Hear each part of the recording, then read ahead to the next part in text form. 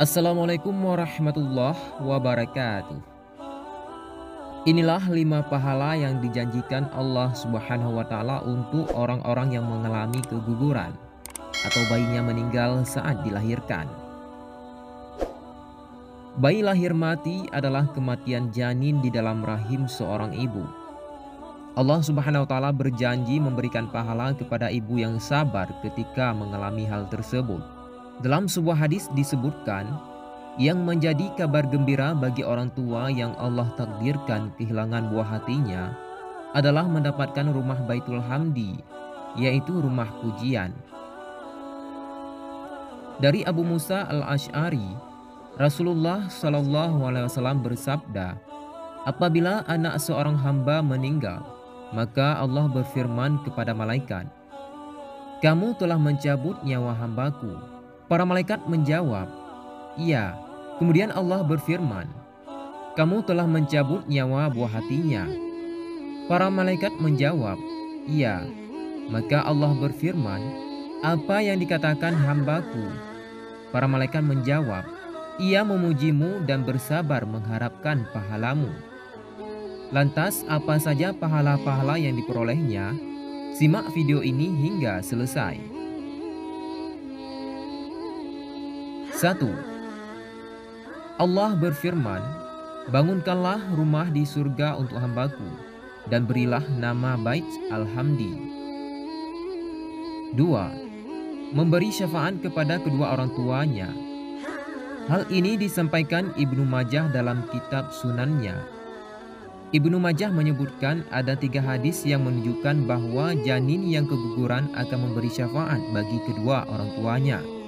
Di antaranya dari Abu Hurairah, Rasulullah Shallallahu Alaihi Wasallam bersabda, seorang bayi yang meninggal dalam kandungan ibunya mendahuluiku, sungguh lebih aku sukai dari seorang penunggang kuda yang mengawalku di belakangku.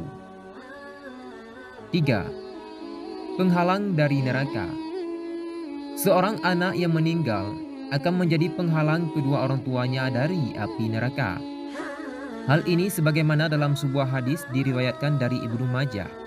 Rasulullah Shallallahu Alaihi Wasallam bersabda, barang siapa memberikan ditinggal mati 3 anak laki-laki yang belum berumur balik, maka mereka akan menjadi benteng penghalang baginya dari api neraka.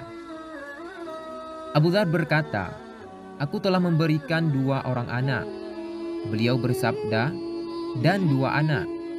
Ubay bin Ka'ab, tuannya ahli Al-Quran, berkata, aku telah memberikan 1 anak. Beliau bersabda, dan 1 anak. Imam An-Nawawi mengatakan, meninggalnya salah satu anak seseorang, maka akan menjadi penghalang antara dirinya dan neraka. Begitu pula janin yang keguguran. 4. Dapat menarik orang tuanya untuk masuk ke surga. Dalam hadis sahih riwayat Imam Muslim, bahwa anak yang meninggal sebelum balik akan menarik orang tuanya masuk surga. Dari Abu Hasan, dia berkata, aku berkata kepada Abu Hurairah, telah meninggal 2 putra saya. Adakah engkau bisa mengabarkan dari Rasulullah Shallallahu Alaihi Wasallam dengan suatu hadis tentang orang yang telah meninggal dunia yang bisa membuat hati kami menjadi tenang? Abu Hurairah radhiyallahu an berkata, iya. Rasulullah bersabda, anak-anak kecil mereka adalah penghuni-penghuni kecil di surga.